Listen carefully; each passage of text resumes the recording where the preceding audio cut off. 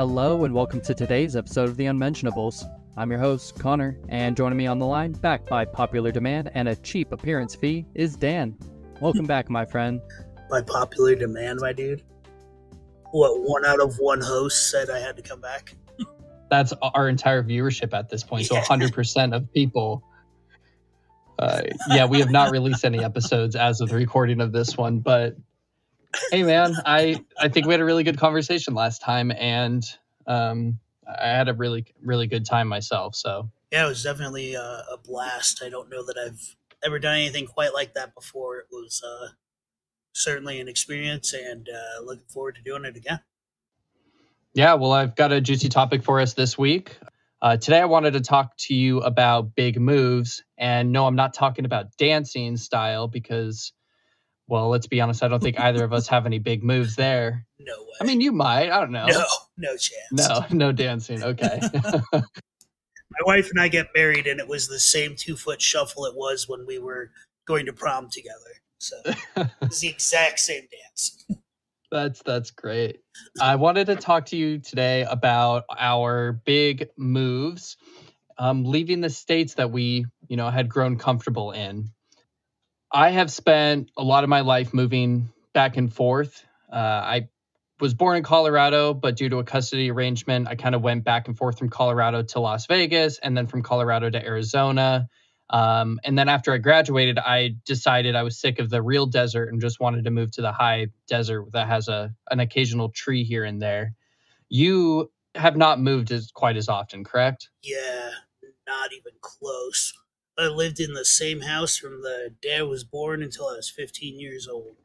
And then you moved from there to Colorado. Correct.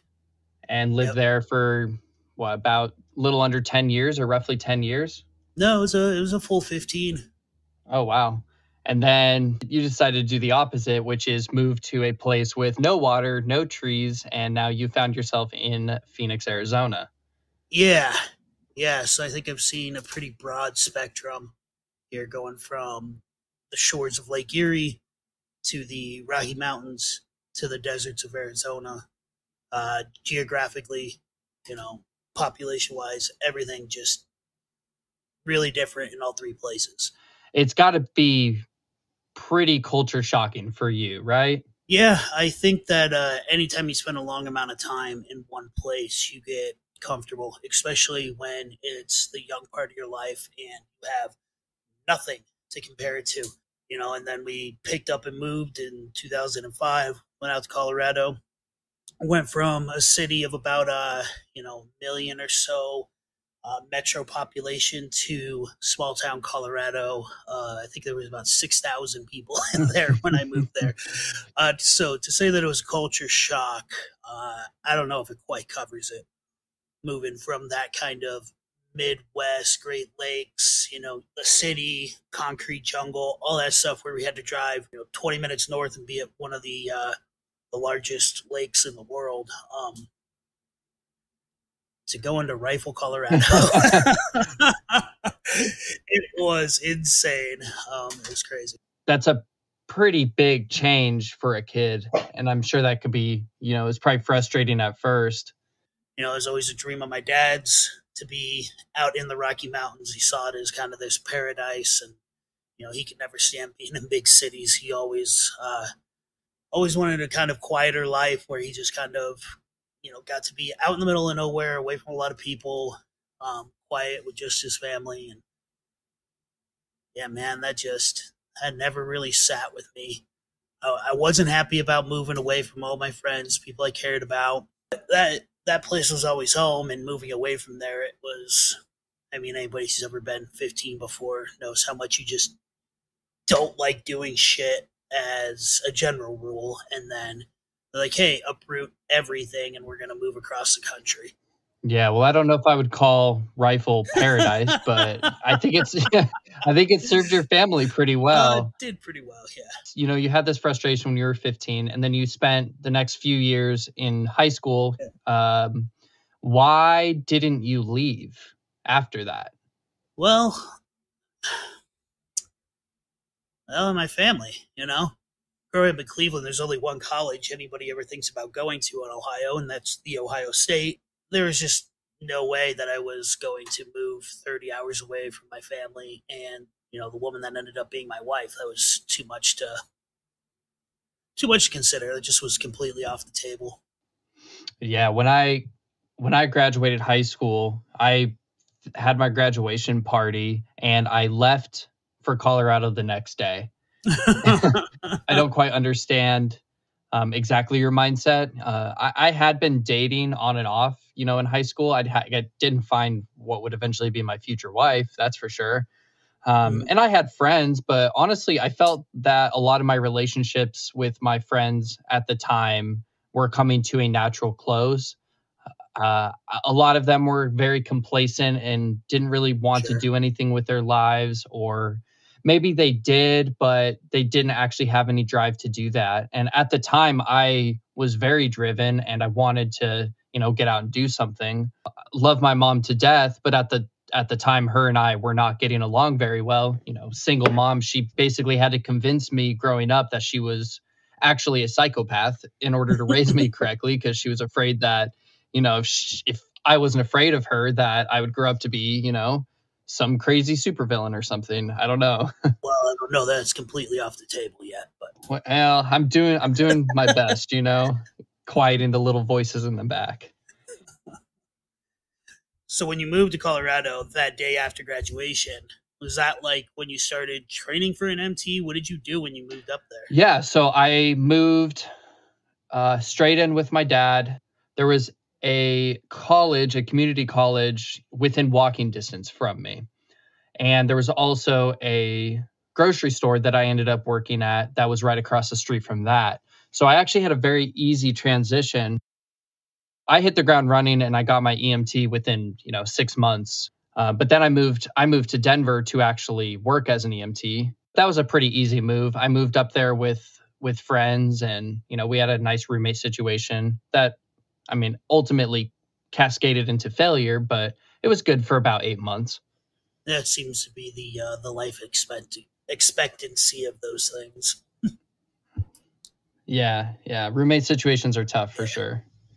So you were there in Denver, working as an EMT, a real laid back, chilled job with zero stress.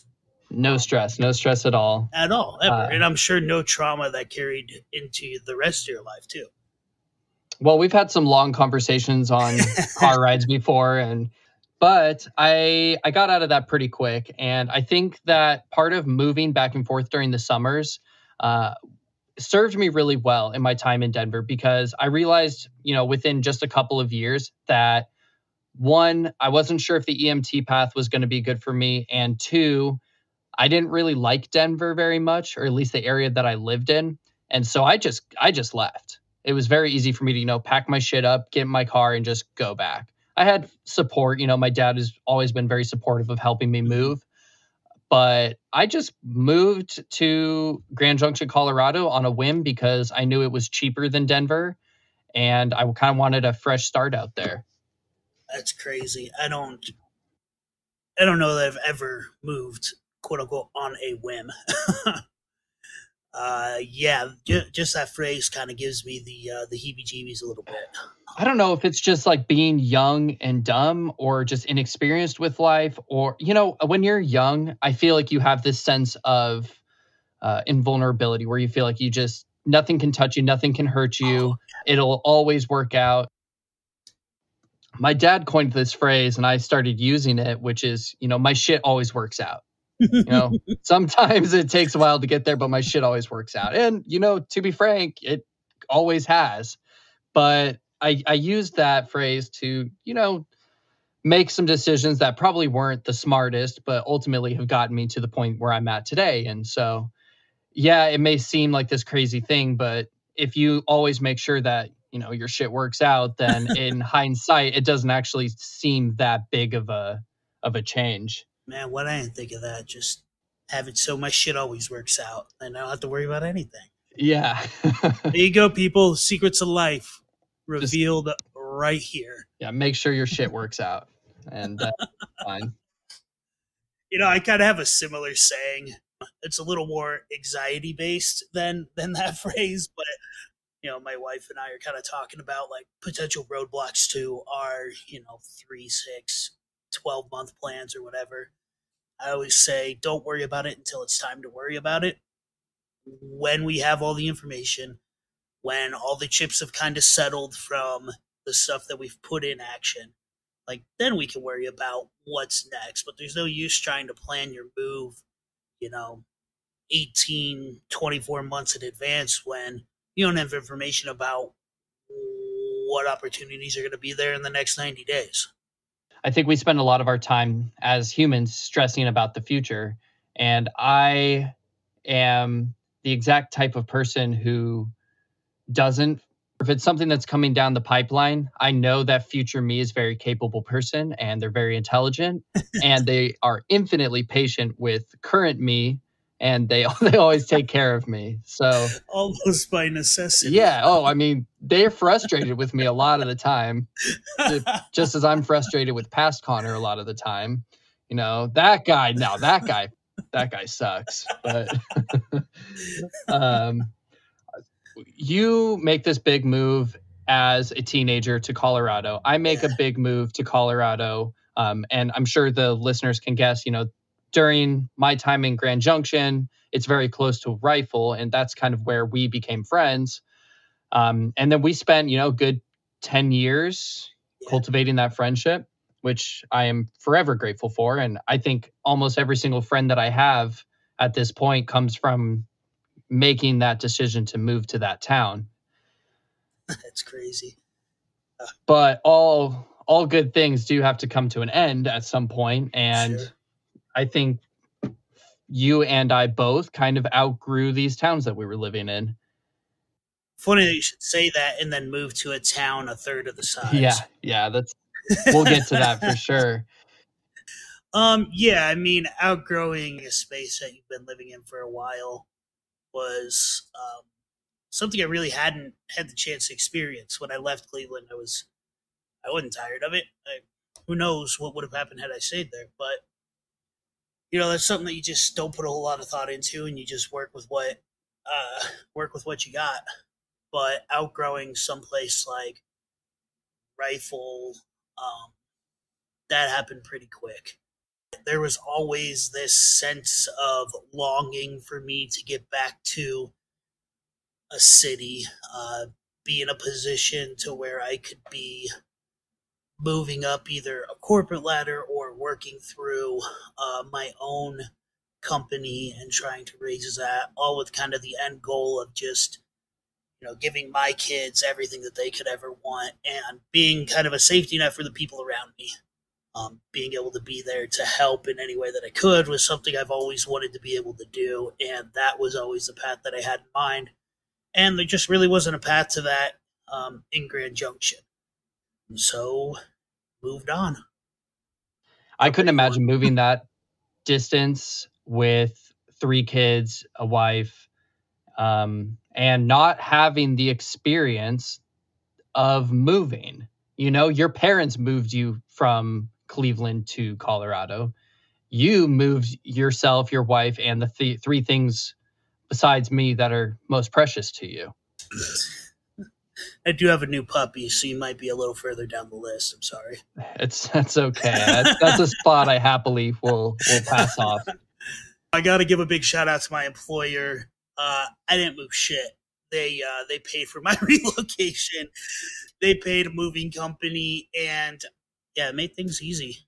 And we kind of did it in a wave. I came down first, and then the wife and the kids followed once, I found a place and the movers moved everything in. So they showed up, and all we had to do was kind of set up and decorate. Was there anything from your move from Cleveland to Colorado that your parents did or didn't do that you wanted to make sure that you did correctly for your kids to help ease that process? I don't know if I've ever told you the story about our move from Ohio to Colorado. It's not one that I like to think about a lot because it was awful. How did your kids handle the transition, or when you told them you were going to be moving, how did they handle that? And how did you make sure to set up the conversation to where you knew it was going to be successful and kind of drive that excitement in them? The conversations I have with my kids have always been adult conversations. We don't dumb it down for them. We tell them the truth. We're moving to Arizona so that dad can take a promotion. Mom has more opportunities for better jobs. And we're doing that so that we can become financially, independent and stable so that we can continue to do all these things that we've done that up until recently my parents are paying for. We want to buy a house. We want to be able to pay for, these vacations. We want to send them to the schools we want to send them to. And, those are the conversations we have with them. It's the exact same conversation I'd have with you, or my parents, or my wife when we're preparing to do this. Yeah, I think that's really important. I think that children, especially this generation coming up, they very much value a sense of equality. They don't want to be the gum underneath your shoe for the first 18 years of their life. They want to feel like, hey, I am an active part of this family. And if you are making a sacrifice, they are making the sacrifice as well. And they want to know why they're making the sacrifice. I had my first kid. She's going to be turning 11 here in about a month. So she was only 5 when we moved to Arizona. And before that, we had always kind of had a residence at my parents' place in Rifle. That was someplace we were at constantly. It's an hour away from Junction. One of the things that I have the most pride in my entire life is my kids' relationship with my parents and how strong that is and how well they got to know them. Because I never really got that with my grandparents. So that was always a super important part. So my kids have always traveled. They've always kind of been, comfortable being on the road, going to new places. All this to say, they're very accustomed to just like picking their shit up and going in a way that almost like you more than my childhood experience. So by the time they moved to Arizona, they're pretty used to it. Apologies for the interruption, but I wanted to take the time to quickly mention our Patreon. For those of you who don't know, Patreon is a stress-free way to support the content creators that help make your day better. Whether we keep you company on your drive to work, or my not-so-soothing voice helps you fall asleep.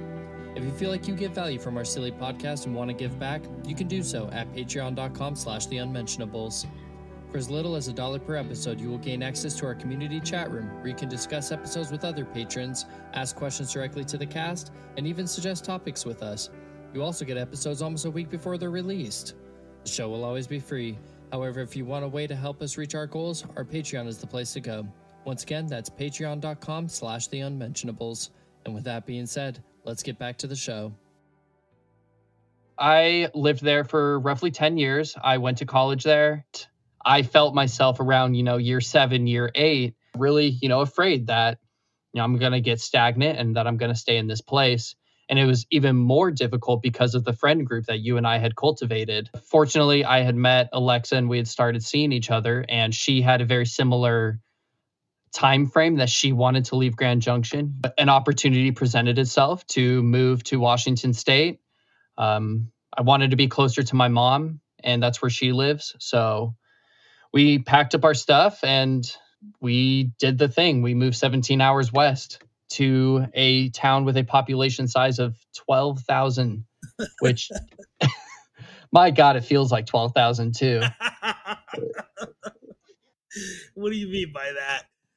So here's the thing. I've never lived in a small town before. Most of my time has been spent in cities roughly around the size of 60 to 100,000.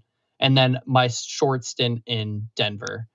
The people here, everybody knows each other. When I first moved out here, I got a job at the biggest bar in the town. A lot of the locals spend at least one day a week eating there. And for the first, 3-4 months, and even now, I hear, "Who are you?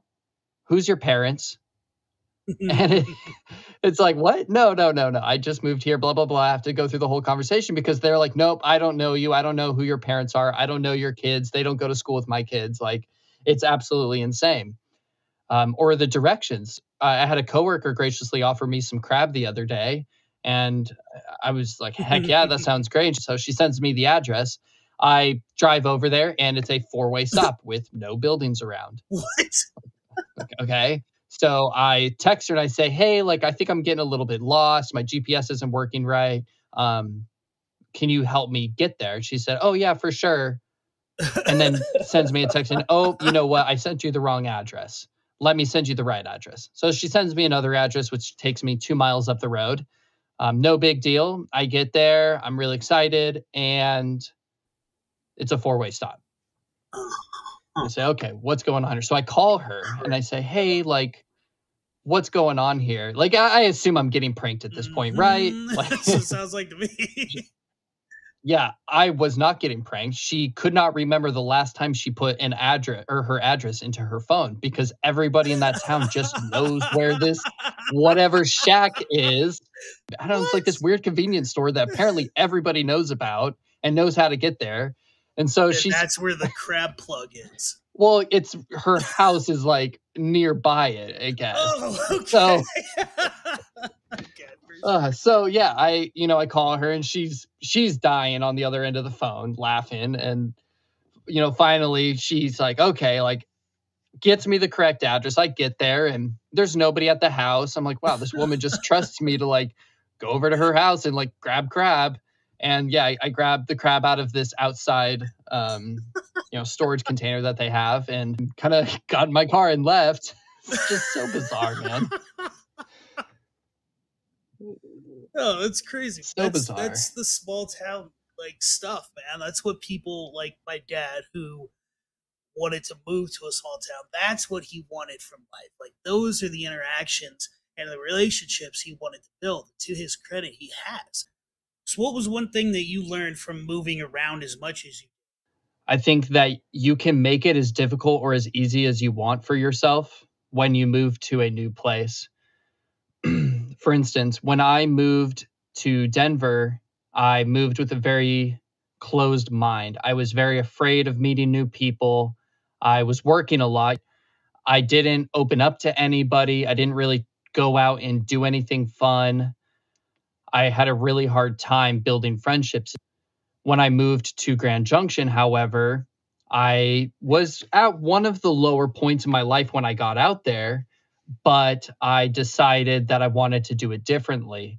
I picked, 3 or 4 different hobbies, and I just started going out and doing them and kind of forcing myself to interact with people. And I built a lot of friendships that way. I also got to explore, the beauty of the area. I got to explore the Colorado National Monument and the Grand Mesa. I think you really have to have an open mind for a place when you first move there. And I mean, it's easy for each one of us to look at the negatives of a place. And it's very easy for somebody who moves there or to live there to get caught up in this idea that, oh, Grand Junction sucks because it's not that pretty and it's not gigantic and it doesn't have a ton of fun stuff to do. But when you open up your mind to the town and find out, hey, what are the people doing here for fun? It's not just people going to the bars and wasting their time. They're actually going out and doing these really awesome hikes, or they're fishing on the Grand Mesa, or they're going to the local game store and playing games, which, that's how we met. And if I hadn't gone there, I would have missed out on not only a friendship with you, but, almost every good opportunity that I've ran into in my 20s. So I think that being flexible and being open-minded are the two things that I try to carry with me every time I move. Now, with that being said, my most recent move, I think that I have finally run into a situation where being flexible about a city and being open-minded hasn't quite served me as well as I would have liked. I don't feel very similar to the people who live here, whereas I thought I would originally. I'm not having children with my partner, and everybody out here has kids. There's a very large following of this idea that everybody drinks out here, so drink heavily. And neither my partner nor I really drink it either. So we do have to go to these bars to meet people. And especially coming into our 30s, it's much harder to stumble across people who are going to be your friends. So I think that it's not the end all be all answer to moving, but I do think that especially when you're young, it's the best stuff that I found to make it work. Well, let me ask you this, because had you not had that approach when you got there, had you not been open minded about going out and at least looking, I mean, don't you think you're better off like knowing all that instead of just like turtling up in your own house in your own head and never finding that out about the world around you out there? Like you said, it didn't like work out for you, but sure you didn't get the result you were hoping for, but I think that means that it worked out for you perfectly, just on the other end of the spectrum. Whereas when you moved to Junction, it worked out like perfectly and you got exactly what you were looking for and maybe a bit more. You know, you met all these people, you know, just everybody that's important to you outside of your family right now. And then you go over here and you're like, oh, like this isn't going to be the same, you know. And I think that's an important distinction to have because that changes how you're going to spend your time while you're up there, and it's definitely going to influence what comes next. I guess I don't really think about it like that as much as maybe I should. I do get a little frustrated with the living situation at times. I have my family. I have my mom out here and her husband, and that's wonderful. And we have 10 dogs on the property and a couple of aunts and a grandma. So we have people here, but I do get frustrated because I have these amazing friendships back in Colorado, and I feel like I'm trying to you know, get that out here as well. And it's just not working the same way. But I think you're right in that it doesn't mean that it's a failure. It just means that, it's worked in a different way. And I do think that it is a net positive to kind of know about the community and how it works and to, find my place in that community, regardless of what I want it to be. And yeah, we're not going to stay here forever, but we definitely have a lot of room to grow here and a lot of things that we want to accomplish while we're here. And we can still do those things despite it maybe not being the perfect situation or what we expected. Yeah, I think that's all fair.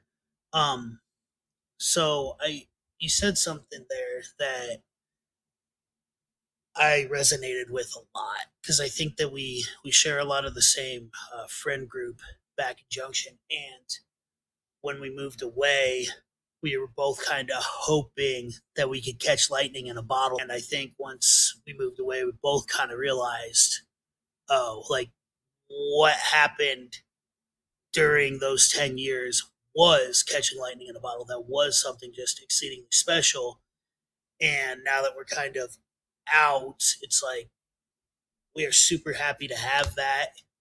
Dealing with that kind of realization that that may not happen again for the rest of our lives. I don't know. How have you kind of worked through that? To be honest, I really haven't. I think that it is, Nice. yeah, I think it's the number one thing that really brings me down right now. I mean, if I'm just being completely transparent and honest, I really, really struggle daily with not having, you or, I'm not going to go naming all of our friends because it'll take so long, but one of the things that I treasure most in this world is our friendships that we've built over the last 10 years. And I am desperately missing that from my life. I get to talk to a lot of you daily or weekly, over the phone, and thank God for technology, or, I would not be doing okay. But I don't know. I want to flip the question on you because you've been moved away much longer than I have. How have you managed it? Yeah, the only way that I can make it work is I go back. I call it going back to the well. I go back there as much as I can, and it's really nice. My parents live an hour away, so we're always up there for holidays and whatnot. Anyway, and it's really vital for me. It has been because when I moved away, it was in like December of 2019. So 3 months later, we were dealing with coronavirus and the whole world shut down. So any chance of striking up a friendship or connecting with somebody or finding a group to be a part of just had the absolute doors blown off of it. It wasn't happening. Now it's been 5 years, eventually got out there and met people and have formed friendships, but it is on a different level and it is something new and weird. And maybe it's something about being in your mid 30s where it's like it's a different kind of friend. This isn't satiating that same like level of closeness or bonding that I have with like you or Noble or Kevin. It's just you got to go back to the well. Every single time you or I come to town, it's a party. It always is. It's the biggest love fest. It's like Woodstock, man.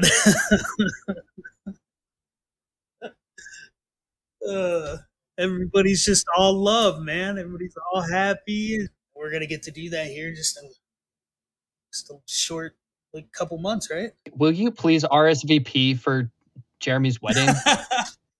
We can cut this part out. Oh shit! Yeah.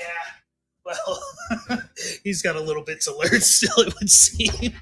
I am excited to see you there, and I appreciate the insight that you've provided me on kind of the stuff that I'm going through right now. It sounds like there is no good answer, and the way I feel is probably the right way to feel. If I didn't have the level of appreciation that I do towards the people that I have them for, they wouldn't be as special as it is. With that being said, we're going to wrap up the cast for today. Thanks as always to Dan for coming on, and I think that's going to be it. Shit. Well, that was therapeutic as fuck.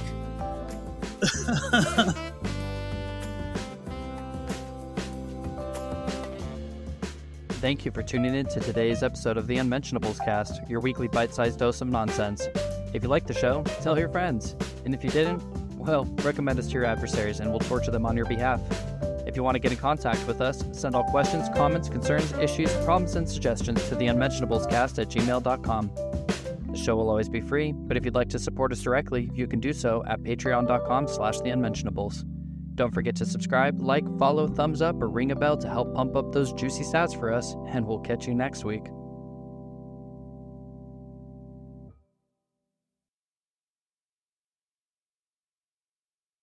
It'll always work out. I always used to say, my dad coined the phrase, and I started, oh my God, I'm going to restart that sentence.